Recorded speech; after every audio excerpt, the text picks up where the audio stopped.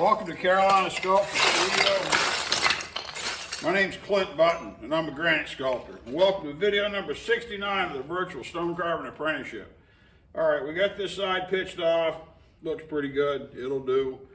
And now I got to rake up the floor.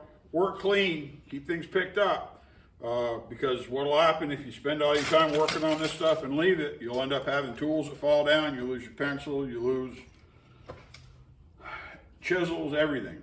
So, and then when you need a good steady place to put your foot when you're cutting, you're on one of these, if it moves and you slip, it doesn't go well. So this all pitched off. I'm going to wrap this up, clean it up. Then we're going to talk about laying out this top to do the rest of it, and which has got a lot to do with how you do it if you were sawing this in at the manufacturer, if you had a big saw instead. So do just a little bit more, and then we're going to talk about layout and how we're going to attack and produce the rest of this base. Be right back. All right, let's see if we can make this make sense. We'll try to do some drawing and some layout. I'm on the top of this base, okay? You can see this is where we pitch this side down here at the bottom. In a regular shed, we're going to just try to show you how we would normally order this or lay this out. We're going to assume that this is a perfectly straight rectangle. This is the top of this stone that we're working on. Okay? That's this. This edge right here is back here. The easy way to do this would be to figure out whatever your margin in was. Like over here, we went to, it was all rough split, so we couldn't just saw in a certain dimension because it was already pretty close. But on these other sides, we got a little more leeway. So normally what we would do in order to produce this rock pitch face, this with a margin, this sawed portion above it, or this tooled portion above it, is we would go in with, to specify whatever the dimension was. Let's just say the thickness of this ruler is exactly it. We would do a saw cut like that. We would do a saw cut like this. And we would do a saw cut on each end. And that would be measured and put in, if you can see that. Can you see that? And the red line is what the saw cut would be. We would put this stone just like this on the saw bed. And we would have the big circular, big diamond saw cut and cut down to whatever depth we specified. And so this top margin is 6 inches. So we would run a 6-inch cut all the way around, okay? And I talked a little bit before about how it's difficult to justify the sides, the edges, the bottoms of the cuts. It is and it isn't with the big equipment. If you put this on a saw bed and you saw straight down and go straight across, and you cut this to 6 inches and you turn it 90 degrees and you cut this to 6 inches and 90 degrees and do all 4 cuts, they should all be great. They should all end up, see if we can make this look right. This is looking at it from the side. They should all end up with perfect corners that are down to, let's just say, that's the depth right there.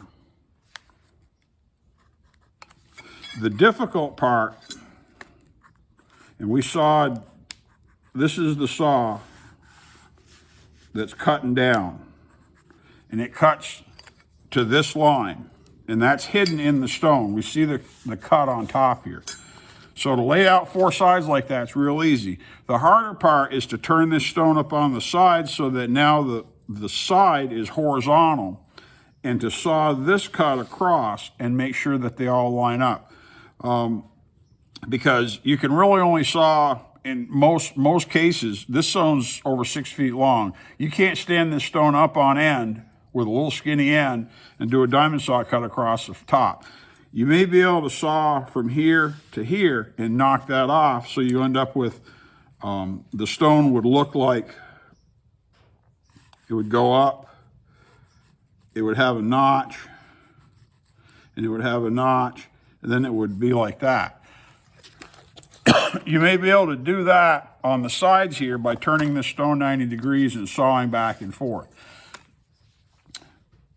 If you do that and you can do it really accurate, great. If you can't, don't. Cut it off by hand, because just sawing that in to know where you got to do, you can put a cut across here, cut this in by hand, or cut really close to it, because the saw is going to have you're going to have to stay up on one side or the other, because the saw normally will leave a little bit of a hump. If you cut all the way down, you'll go too deep. And so if you don't cut, it'd be easier to stay up just a little bit and cut just above that line and cut and then finish it by hand. By cutting the two sides off, however you do it, you can connect the ends by hand, but having this depth cut will really speed things up. That'll eliminate having to do this entire panel all the way around the stone. And so that's normally, if you've got all your measurements and all your dimensions figured out, and you order the stone and you say, this is exactly what I want, that's what to do. We had a chance to get some stone that was that varied a little bit, so we did. And this is a tight budget project, so I didn't order extra stone just because we're trying to conserve money. So we're trying to make do with what works. But that's the easy way to lay this out if you've got a big saw. And just do your depth cuts while you got flats. Now, what I'm going to do with this stone, we've already got this side pretty well figured out as far as the rock pitch and the margin. We still have to go in to cut this in order to cut our scotias. But we've got to go around the other sides and produce these three cuts we've already done one side. We've got to produce these other three sides by hand. And so while the stone is in the position that it's in, turning the stone's a lot of work. I mean, move the crane, turning the stone. So what I'm going to do is I'm going to rework the rigging underneath. I've got it stacked, cribbed up in a way right now that's just, it was convenient. It's not ideal for long term. I'm going to put a couple more runs of 2x under it or 6x under it to raise it up some so it's easy to work. And then I'm going to produce these other three cuts and waste most of the stone off while it's where it is. I'm going to save that face, the last side that's perfectly sawed, for the end, and I'm going to end up cutting, probably, I haven't decided, I'll probably cut this one all the way, and then I'll cut the ends to match, because if you cut both long faces, the risk is if you cut one long face and then match it to this face, and then match it to this face, and then come back around, you could have enough error in one joint, one intersection, two intersections, three intersections, that you could be off by quite a bit here. If we have this face or this edge done and this edge done, we can connect the two and resolve any error, and it'll pretty much be invisible. You know, they may be off by a few degrees from being perfectly 90 degrees, or they may be off by 1/8 of an inch in terms of vertical placement, but you won't notice it because you'll be able to correct error on both ends simultaneously. Okay, so I hope that makes sense. I'm not going to get into, I don't think I'm going to show a ton of this sawing it in, because this is just going to be, this is just work. I got to lay into this, and I got to cut these three lines down 6 inches. I got to cut them down, and I'll hand pitch them off just with a hand set and break them off to get rid of them. And I get down close, and then I got to go through and tune up my edge, and I can produce the panel that I did with the plumb blocks to do this edge. I can actually produce it on either side. It doesn't matter whether it's on the horizontal or the vertical, as long as I get that corner, that edge that I want, we broke to them, that we broke from. That's what's important. So as long as I'm accurate with this area right there close, it's about 1 inch going either way. That's all that matters. So that's how you lay this out. We'll see what I get on this video. I'm going to try to just spend some time working and not put as much up, because this is redundant. We already did it in the last couple videos. I don't need to show you the same thing all over again, but that's what I'm going to do. And then after we get done, we're going to figure our math out as to what this dimension, how far in we need to go on these other edges. And then we've got to come in one more time and mark a line. Just say, for instance, it's going to be that far in. We're gonna mark another line,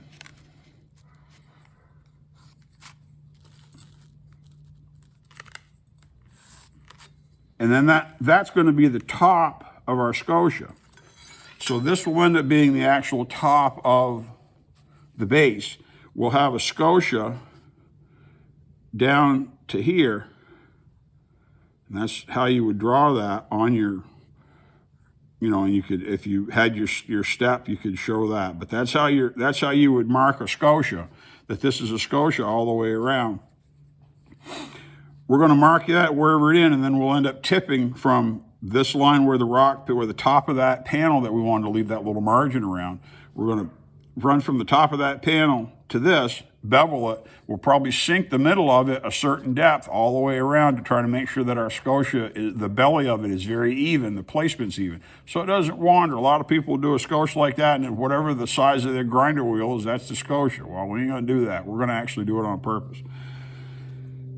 But we've got to figure that out, and then this dimension has to accommodate the die that's going to be 1'3". That's what we're planning on, because I want to cut that stone back. Right now, I think it's 1'4.5", and so we're going to be 1'3" to 1'3.5".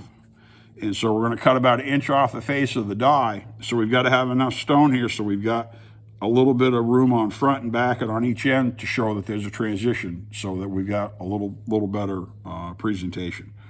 So, and we're going to do all of this top portion. We're going to figure out what the center line is, the center line going through here, and what the center line lengthwise is. And we're going to lay those out, and we're going to measure this from the center line, not from the edge of the stone, because we need to make sure that this is placed properly. We can adjust this to fit the different qualities or characteristics or dimensions of the stone. So we're going to work off the center line to lay this out, not just from an edge. Okay, and then it doesn't matter if it's a little bit longer or a little bit shorter. That's not going to impact our measurements as much. We'll put a center line down there and do it, and that's what's happening. So we'll see what puts on this video, but that explains the base. We want to get this base done so we can start working on the die. And I think you're going to find out that a lot of the carving I end up doing, plumb blocks, connected dots, connected pads, all that stuff, is really going to be relevant once we start doing this angel, because when you point it, that's what we're going to be doing until we get everything in place. So hang in there. Let's see what we get on this video.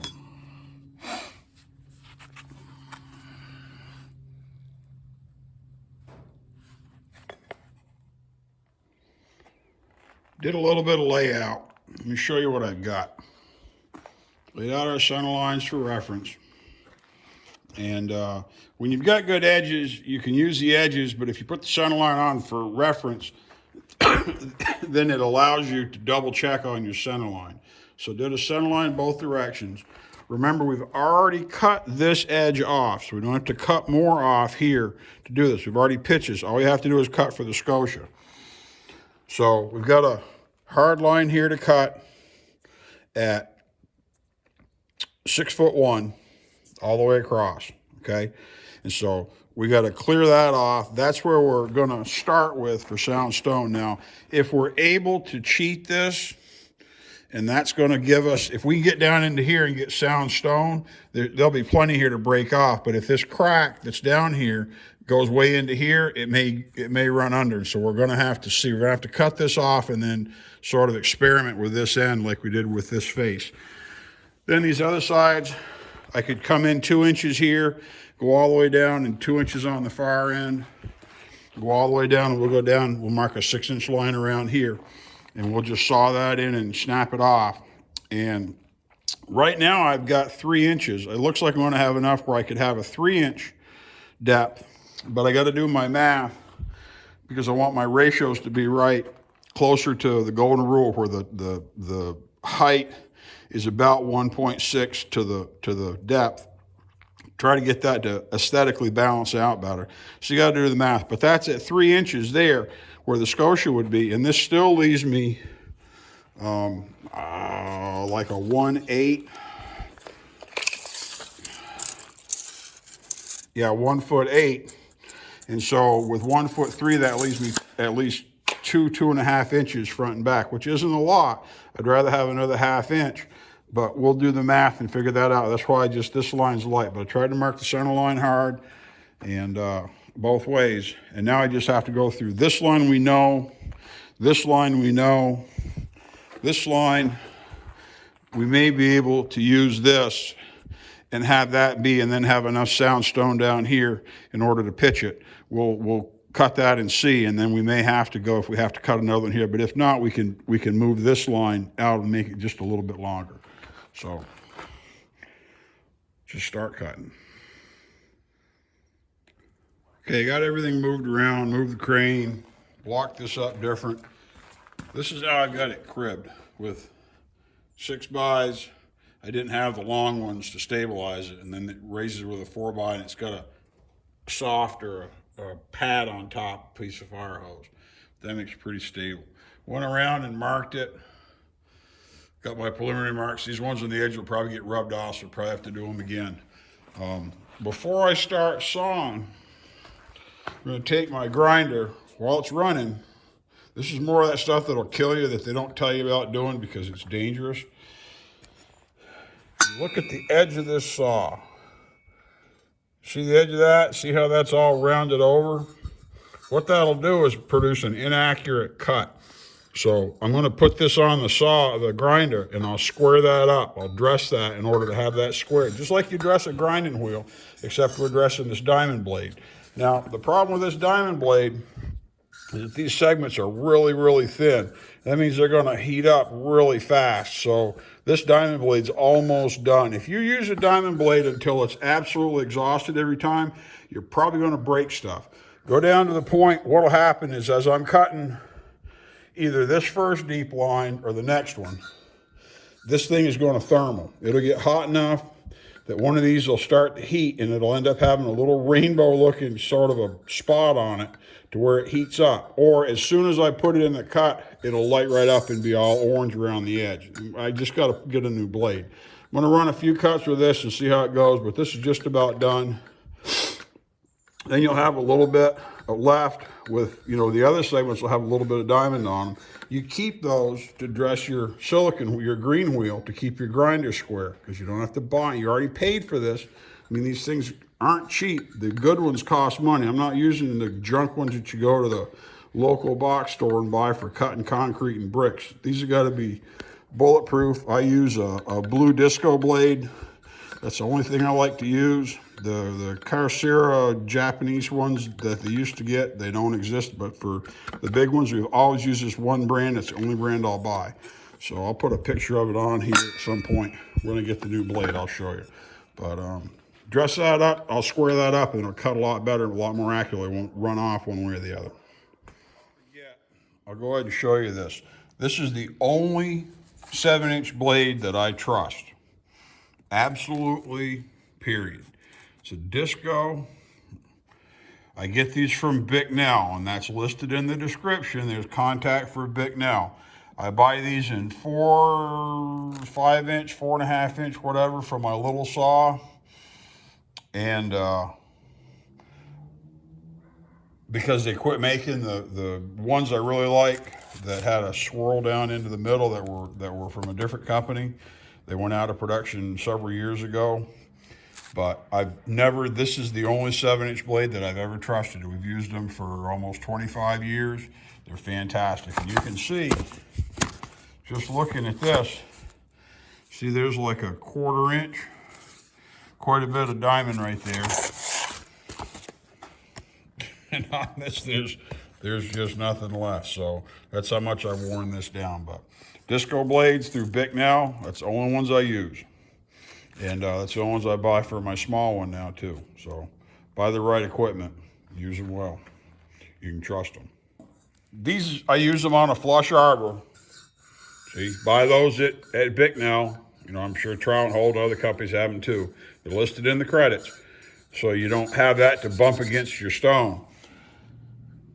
You can drill regular blades, but these come with 4 regular Phillips screws, okay? I don't use those. Those are okay, but when they start to abrade down, you end up with, you lose all the engagement on the Phillips. You don't have enough, the Phillips screwdriver won't take them out because you grind half of this face off. So I go to, you can get them off the internet or go through Fastenal or some other company and buy little socket head countersunk screws, okay? That's the actual tech, size, whatever, of these screws. And I use those instead. Use 4 of those because even if those are braid down, until you abrade that entire face off, you can still get an Allen wrench into that socket. They work a lot better. So I haven't used the Phillips head screws for years. I just throw them in a pile. Well, see, there's a whole bag full of them. Never use them. So use these. Be better on your diamond wheel. Get these from Bicknell. Get the flush arbors from Bicknell. Buy brass ones. Don't buy aluminum ones. Buy brass ones. Don't buy steel ones. Buy brass ones. Just get brass ones. You understand? Buy brass ones. Okay? And because they'll abrade away as you scrub them on your stone. And if you have steel ones, they'll leave iron in your stone, or steel in your stone to rust. And aluminum ones are worse about grabbing the screws, and you won't be able to get them out. So, time to cut.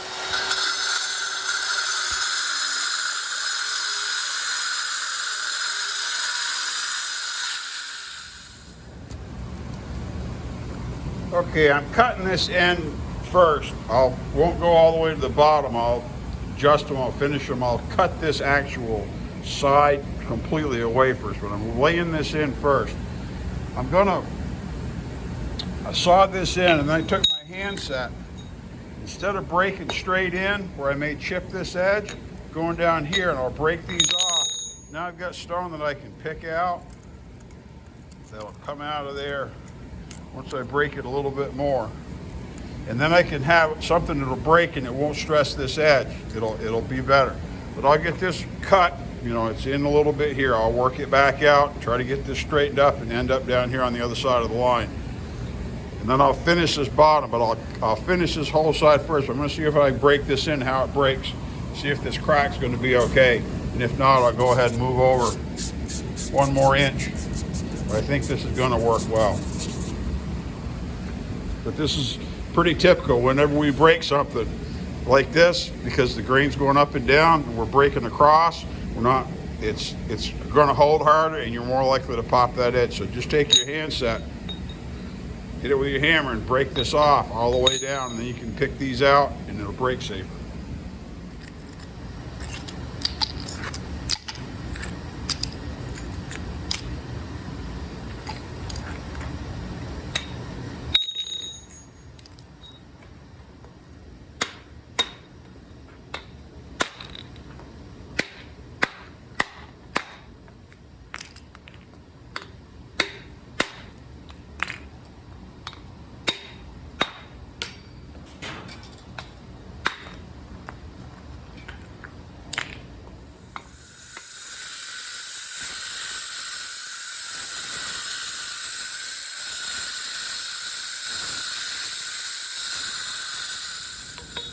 Okay, I'm using both a chisel and a hand set to clean this off, because the chisel will get a lot better bite on these rough surfaces. Just to walk it off. But I also went ahead and put a stop cut in here at the bottom above this line. I put a rough line across, a red line all the way across the other edge. And stay up. We want to make sure that this is accurate. This is where our corner is. So I'll saw down, stay out. If this top isn't perfectly true, it's okay. We're measuring off the center lines. That's why we put the center lines on before we started cutting it. Once we get rid of these flat sides, we don't have anything for reference. and it's really hard to transfer lines over a long distance once you start cutting this off. Right now we're just wasting off stone. We'll leave this tall, we'll finish this edge first, just bulk it off, and then we'll finish the other two short ends. Keep cutting stone. And this is why you go slow and you go careful. I put the handset on here and hit it once. Look at the way that crack's running. See that? That's why they call this the run, this the rip. This will run a lot. Look how fast that's going. So we know from the other end when we break it, we may have to go a little deeper on the other end because the way this is cracking, if I hit that hard, I'm gonna go way down in here. I don't want that. So I'm gonna stop. I'm gonna break this out here and not go any deeper right there. That's a perfect example. I'll see it came right out. See, if I'd done that way down here and it was important, I would have been past my line. You've gotta be careful. Hit them easy. Feel the crack, listen to the stone, listen to the tool as you're hitting it and understand where it's going before you just lay into it and think you're gonna prove something, because the stone will teach you a lesson. See that? That's why you got to be careful. Back to cut. We're making good progress along this side. My saw is starting to heat up and grab, so I checked it. See right here? See that little quarter right there? See that color? That blade's no good. Now it'll heat up. There's one there. There's actually one over there. Right there too. You can do this, and there's another one right there. You can do this to a brand new blade if you stay in the cut too long. If it heats up and you get color like that, that blade will grab, and if you do it too much, that blade will shoot, that saw will shoot right out of your hand. So anytime you have a damaged tooth or you thermal it, the blade's junk. Doesn't matter if it's brand new or if it's almost wore out. Got a good life out of this one, so time to put the new blade on. And it'll cut like a monster now. I got these sides knocked down, roughed in. They're not down to the lines yet. I'll finish that up with a small saw and chisels and stuff so I can get it pretty accurate. I'm not convinced on this end. I've got enough stone because this is measured out at 6'1", so I may go in another inch here to have that end to break, because we know how this is going to break. I'm gonna break that far end, but that far, that's on the run, and so it's gonna do more crazy stuff. And this is already really humped. When we broke it, it broke in really hard. And if it's gonna break diagonal like that, then it's really gonna be a bugger to dry this off with short. So if we go in another inch, because we've got it, that'll still leave the stone. I don't think the die will end up being 5 feet wide, but if we do 5 feet and we go in 3 and 3, that's 5'6" on top. It's 6 foot, we go in 3 and 3 on each end. That's still 5'6" on top here. And so that's 3 inches on each end left. And I'm pretty sure that die is probably going to come in closer to 410 than 5'0", because I think by the time we square it up, it's not going to quite be 5 foot wide. So, and it wasn't supposed to be that wide anyways. That's part of the bigger stone we're playing with. So this is probably enough video for today. Wrap this one up, get more stuff online. My name's Clint Button. I'm a granite sculptor. Here at Carolina Sculptor Studio, working on the Virtual Stone Carving Apprenticeship, doing this big old base. Thanks for coming in.